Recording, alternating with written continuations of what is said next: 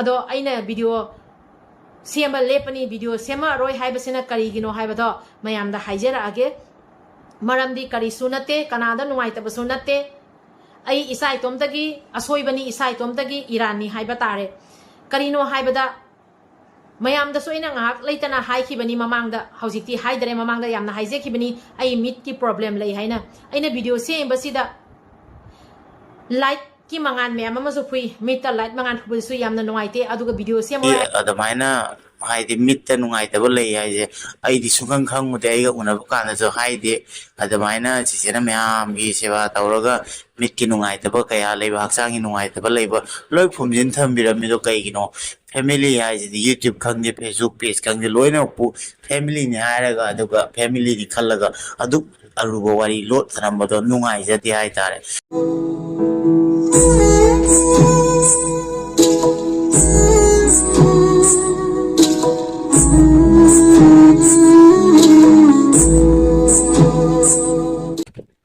ꯑꯍꯥꯟꯕꯃꯛꯇꯗ ꯑꯦꯝꯄꯣꯇꯤꯅꯥꯎꯒꯤ ꯆꯦꯅꯦꯜꯕꯨ ꯌꯦꯡꯕꯤꯔꯤꯕ ꯃꯌꯥꯝ ꯄꯨꯝꯅꯃꯛꯄꯨ ꯑꯦꯝꯄꯣꯇꯤꯅꯥꯎꯅ ꯇꯔꯥꯝꯅ ꯑꯣꯛꯆꯔꯤ ꯃꯌꯥꯝ ꯑꯩꯈꯣꯏꯒꯤ ꯑꯁꯥꯝꯗ ꯃꯩꯇꯩ ꯇꯥꯕꯁꯦ ꯃꯐꯝꯁꯦ ꯑꯩꯈꯣꯏꯒꯤ ꯀꯁꯥꯔꯔꯣꯝꯗ ꯑꯗꯒꯤꯗꯤ ꯃꯐꯝ ꯌꯥꯝꯃꯦꯕꯀꯣ ꯑꯗꯨ ꯈ꯭ꯋꯥꯏ ꯌꯥꯝ ꯇꯥꯕꯁꯦ ꯀꯁꯥꯔ ꯁꯤꯜꯆꯔꯁꯦ ꯑꯗꯨꯝ ꯈꯪꯅꯔꯦ ꯑꯗꯨꯏ ꯃꯇꯨꯡꯗ ꯌꯥꯝ ꯇꯥꯔꯛꯄꯗ ꯑꯩꯈꯣꯏ ꯍꯣꯖꯥꯏ ꯀꯣ ꯑꯞꯄꯔ ꯑꯁꯥꯝ ꯍꯥꯏꯔꯦꯀꯣ ꯑꯗꯨ ꯍꯣꯖꯥꯏꯗ ꯌꯥꯝ ꯇꯥꯏ ꯑꯗꯨꯏ ꯃꯇꯨꯡꯗ ꯑꯗꯨꯝ ꯂꯤꯛ ꯂꯤꯛꯅ ꯆꯣꯏ ꯆꯣꯏꯅ ꯃꯐꯝ ꯈꯨꯟ ꯑꯣꯏꯅ ꯇꯥꯔꯦꯀꯣ ꯑꯗꯨꯃꯥꯏꯅ ꯇꯧꯅ ꯑꯩꯈꯣꯏꯁꯨ ꯇꯥꯏ ꯑꯗꯨꯕꯨ ꯍꯥꯟꯅꯗꯤ ꯁꯣꯁꯤꯌꯦꯜ ꯃꯤꯗꯤꯌꯥꯁꯦ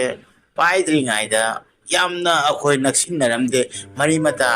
ꯂꯩꯔꯒ ꯑꯩꯈꯣꯏ ꯀꯣꯏꯕ ꯆꯠꯄ ꯅꯠꯇꯅ ꯑꯗꯨꯕꯨ ꯑꯩꯅ ꯍꯥꯏꯖꯅꯤꯡꯕꯗꯤ ꯃꯐꯝ ꯈꯨꯗꯤꯡꯒꯤ ꯑꯩꯈꯣꯏ ꯃꯔꯤ ꯃꯇꯥꯁꯦ ꯂꯩꯅꯩ ꯁꯝꯅ ꯍꯥꯏꯔꯕꯗ ꯍꯣꯖꯥꯏꯒꯤ ꯅꯤꯡꯉꯣꯜ ꯀꯌꯥ ꯑꯃ ꯂꯩ ꯁꯤꯗꯒꯤꯁꯨ ꯅꯤꯡꯉꯣꯜ ꯀꯌꯥ ꯑꯃ ꯂꯩ ꯑꯗꯨꯒ ꯃꯅꯤꯄꯨꯔꯗꯁꯨ ꯁꯤꯗꯒꯤ ꯅꯤꯡꯉꯣꯜ ꯂꯩ ꯃꯅꯤꯄꯨꯔꯒꯤꯁꯨ ꯁꯤꯗ ꯅꯤꯡꯉꯣꯜ ꯂꯩ ꯇ꯭ꯔꯤꯄꯨꯔꯥꯗꯩꯁꯨ ꯂꯩꯒꯅꯤ ꯍꯣꯖꯥꯏꯗꯒꯤ ꯂꯩ ꯂꯣꯏꯅꯃꯛꯁꯦ ꯑꯩꯈꯣꯏꯁꯦ ꯍꯥꯏꯗꯤ ꯃꯔꯨꯁꯦ ꯂꯣꯏꯅ ꯎ ꯄꯥꯝꯕꯤ ꯑꯃꯗꯅꯤ ꯍꯥꯏꯇꯥꯔꯦꯀꯣ ꯑꯗꯨꯒ ꯂꯣꯏꯅꯃꯛꯅ ꯃꯐꯝꯗ ꯃꯍꯩ ꯄꯥꯜꯂꯤꯅꯤ ꯍꯥꯏꯇꯥꯔꯦ ꯑꯗꯨꯕꯨ ꯍꯧꯔꯛꯐꯝ ꯌꯦꯡꯂꯨꯔꯒꯗꯤ ꯑꯩꯈꯣꯏꯒꯤ ꯀꯪꯂꯩꯄꯥꯛ ꯀꯣ ꯃꯅꯤꯄꯨꯔ ꯑꯗꯣ ꯑꯩꯅ ꯁꯤꯒꯤ ꯗꯤꯖꯤꯇꯦꯜ ꯂꯥꯏꯟꯁꯤꯒ ꯆꯪꯉꯛꯄꯗꯒꯤ ꯅꯨꯡꯁꯤꯕ ꯃꯤ ꯀꯌా ꯑꯃ ꯈꯪꯅꯔꯛꯑꯦ ꯑꯗꯨꯃꯥꯏꯅ ꯇꯧꯗꯅ ꯑꯩꯅ ꯌꯨꯇ꯭ꯌꯨꯕꯀꯤ ꯆꯪꯉꯛꯄ ꯑꯩ ꯈꯣꯡꯁꯣ ꯃꯇꯨꯡꯗ ꯑꯗꯨꯒ ꯑꯩꯅ ꯐꯦꯁꯕꯨꯛꯇ ꯄꯦꯖ ꯍꯥꯡꯉꯛꯄ ꯑꯗꯨꯃꯥꯏꯅ ꯇꯧꯅ ꯃꯌꯥꯝ ꯏꯆꯤꯟ ꯏꯅꯥꯎ ꯏꯃꯥ ꯏꯕꯦꯜ ꯏꯆꯦꯁꯤꯡ ꯑꯗꯨꯃꯥꯏꯅ ꯊꯦꯡꯅꯔꯛꯄꯗ ꯅꯨꯡꯁꯤꯕ ꯑꯩꯈꯣꯏꯁꯦ ꯐꯦꯃꯤꯂꯤ ꯑꯣꯏꯔꯦꯀꯣ ꯑꯗꯨꯃꯥꯏꯅ ꯇꯧꯅ ꯍꯣꯖꯥꯏ ꯍꯥꯏꯕ ꯃꯐꯝꯁꯤꯗꯒꯤ ꯌꯥꯝ ꯅꯨꯡꯁꯤꯔꯕ ꯆꯤꯆꯦ ꯁꯣꯅꯤꯌꯥ ꯍꯥꯏꯅ ꯆꯤꯆꯦꯁꯦ ꯈꯪꯅꯔꯦ ꯃꯥꯁꯨ ꯌꯨꯇ꯭ꯌꯨꯕ ꯇꯧꯋꯦ ꯍꯥꯏꯅ ꯑꯩꯅ ꯐꯪꯕꯗꯒꯤ ꯑꯩꯈꯣꯏ ꯃꯁꯦꯟ ꯑꯗꯨꯝ ꯃꯩꯇꯩ ꯃꯁꯦꯜ ꯑꯣꯏꯔꯨꯕꯅꯤꯅ ꯃꯁꯦꯜ ꯏꯆꯤꯜ ꯏꯅꯥꯎ ꯑꯣꯏꯔꯨꯕꯅꯤꯅ ꯑꯗꯨꯝ ꯀꯣꯃꯦꯟ ꯄꯤꯅꯕ ꯑꯗꯨꯃꯥꯏꯅ ꯇꯧꯅꯕꯗꯒꯤ ꯑꯍꯥꯟꯕꯗ ꯆꯤꯆꯦꯒ ꯗꯗꯥꯒ ꯃꯣꯏꯅꯤ ꯑꯩꯈꯣꯏꯒꯤ ꯃꯨꯛꯕꯥꯡ ꯚꯤꯗꯤꯑꯣ ꯉꯥꯛꯇ ꯍꯥꯞꯄꯝꯃꯤ ꯑꯗꯨꯕꯨ ꯑꯩꯈꯣꯏꯒꯤ ꯃꯩꯇꯩꯗ ꯑꯋꯥꯕ ꯇꯥꯔꯛꯄ ꯃꯇꯝꯗ ꯂꯥꯟ ꯍꯧꯈꯤꯕ ꯑꯩꯈꯣꯏꯒꯤ ꯃꯦ 3ꯒꯤ ꯂꯥꯟꯗꯣ ꯑꯗꯨꯏ ꯃꯇꯨꯡꯗꯗꯤ ꯆꯤꯆꯦꯅ ꯃꯩꯇꯩ ꯑꯃ ꯑꯣꯏꯔꯨꯕꯅ ꯄꯨꯛꯅꯤꯡꯗ ꯅꯨꯡꯉꯥꯏꯇꯕ ꯐꯥꯎꯕꯗꯩ ꯃꯨꯛꯕꯥꯡ ꯐꯥꯎꯊꯣꯛꯇꯅ ꯆꯦꯟ ꯆꯣꯡꯗꯅ ꯃꯩꯇꯩꯗ ꯂꯦꯞꯄ ꯑꯗꯨꯒ ꯃꯥꯅ ꯐꯪꯖꯕ ꯅ꯭ꯌꯨꯁ ꯈꯔ ꯑꯞꯗꯦꯠ ꯄꯤꯖꯕ ꯑꯗꯨꯃꯥꯏꯅ ꯇꯧꯅ ꯃꯅꯤꯄꯨꯔꯒꯤ ꯑꯋꯥꯕ ꯀꯌꯥ ꯇꯥꯕꯗ ꯆꯤꯆꯦꯅ ꯍꯣꯖꯥꯏꯗꯒꯤ ꯑꯣꯏꯔꯁꯨ ꯍꯣꯖꯥꯏꯗꯁꯨ ꯃꯣꯏꯅ ꯇꯧꯈꯤꯕ ꯑꯩꯈꯣꯏ ꯁꯥꯔꯀꯜ ꯑꯣꯐꯤꯁꯔꯗꯒ ꯆꯠꯇꯅ ꯈꯣꯠꯇꯅ ꯑꯩꯈꯣꯏ ꯄ꯭ꯔꯥꯏꯝ ꯃꯤꯅꯤꯁꯇꯔ ꯇꯥꯅ ꯌꯧꯅꯕ ꯀꯥꯏꯅ ꯍꯣꯠꯅꯈꯤꯕ ꯈꯣꯠꯈꯤꯕ ꯑꯗꯨꯃꯥꯏꯅ ꯆꯤꯆꯦꯁꯦ ꯑꯗꯨꯃꯥꯏꯅ ꯁꯣꯁꯤꯌꯦꯜ ꯃꯤꯗꯤꯌꯥꯗ ꯃꯥꯕꯨꯁꯨ ꯃꯌꯥꯝꯅ ꯈꯪꯅꯔꯦ ꯑꯇꯩ ꯀꯅꯥꯝꯇ ꯅꯠꯇꯦ ꯑꯩꯈꯣꯏ ꯆꯤꯆꯦ ꯁꯣꯅꯤꯌꯥꯒꯤ ꯃꯔꯝꯗꯅꯤ ꯏꯆꯦ ꯑꯃꯗꯣ ꯑꯩꯕꯨ ꯌꯥꯝ ꯂꯨꯅ ꯇꯧꯕꯤ ꯑꯗꯨꯒ ꯑꯩꯈꯣꯏ ꯑꯁꯥꯝꯁꯦ ꯆꯥꯎꯕꯅꯤ나 ꯑꯩ ꯐꯥꯎꯗ ꯏꯆꯦꯁꯨ ꯑꯩꯒ ꯉꯁꯤ ꯐꯥꯎꯗ ꯎꯅꯗ꯭ꯔꯁꯨ ꯏꯆꯤꯟ ꯏꯅꯥꯎ ꯇꯧꯅ ꯌꯥꯝ ꯅꯨꯡꯁꯤꯅ ꯂꯣꯏꯅꯩ ꯑꯗꯨꯒ ꯃꯅꯤꯄꯨꯔꯗ ꯆꯠꯂꯨꯀꯥꯟꯗ ꯈꯨꯗꯣꯡꯆꯥꯕ ꯍꯥꯏꯒꯗ꯭ꯔꯥ ꯑꯩꯈꯣꯏꯅꯤ ꯄꯨꯜꯂꯨꯕ ꯃꯅꯤꯄꯨꯔꯗꯇꯅꯤ ꯄꯨꯜꯂꯨꯏꯁꯦ ꯑꯩꯈꯣꯏꯅꯤꯅ ꯑꯗꯨ ꯌꯥꯝ ꯊꯦꯡꯅꯅꯤꯡꯉꯥꯏꯅꯤ ꯅꯨꯡꯁꯤ ꯑꯗꯨꯒ ꯉꯔꯥꯡ ꯆꯤꯆꯦꯅ ꯚꯤꯗꯤꯑꯣ ꯑꯃ ꯍꯥꯞꯀꯠꯂꯛꯄꯗꯣ ꯑꯗꯨ ꯑꯩꯁꯨ ꯅꯨꯡꯉꯥꯏꯇꯦ ꯍꯥꯏꯇꯥꯔꯦ ꯅꯄꯨꯋꯥꯁꯨ ꯑꯗꯨ ꯚꯤꯗꯤꯑꯣꯗꯣ ꯌꯦꯡꯉꯨꯕꯗꯒꯤ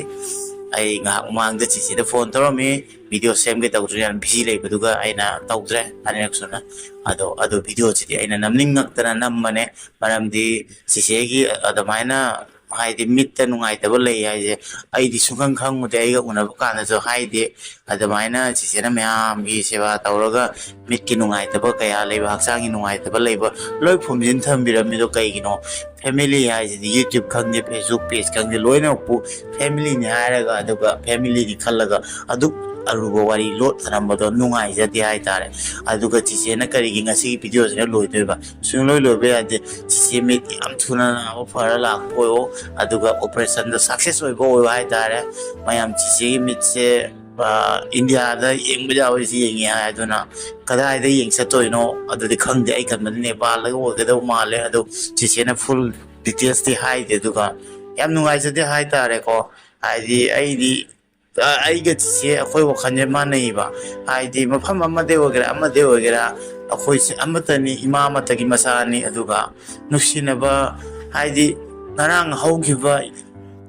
numi chiti chakhare ko madudi la aro aduga ngasi phangi ba mikhup akhoi na pau khongnai ba khutta leiba se ngasi jini ba quite important hayeng sulak tri adui matang da khangdi busi ai phau da khangna aina khong sokpadagi aina khangakpa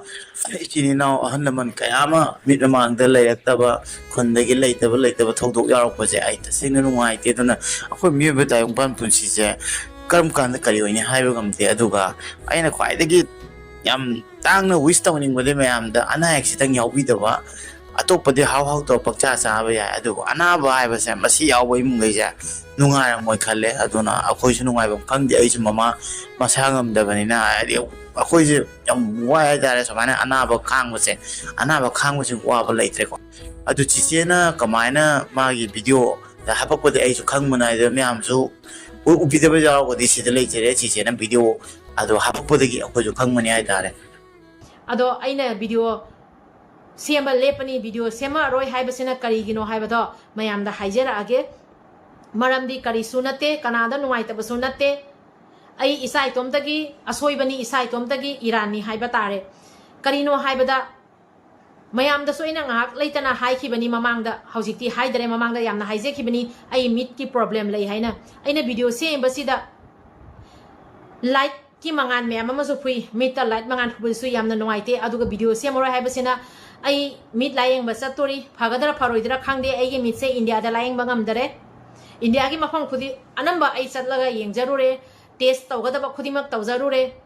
test mayam ama tawbada makhal gi test ni mit ki test hai base mit test se adugi mati yami hariba test khudi mak se tawruba test khudi makta loipuna makta normal lakpanina ai gi ana base pha bangam de ado ai gi mit se phagani pharoi ai hai bangam de ado haujikti mafam ama aroi bagi oina mit yengpham aduda ai yenguni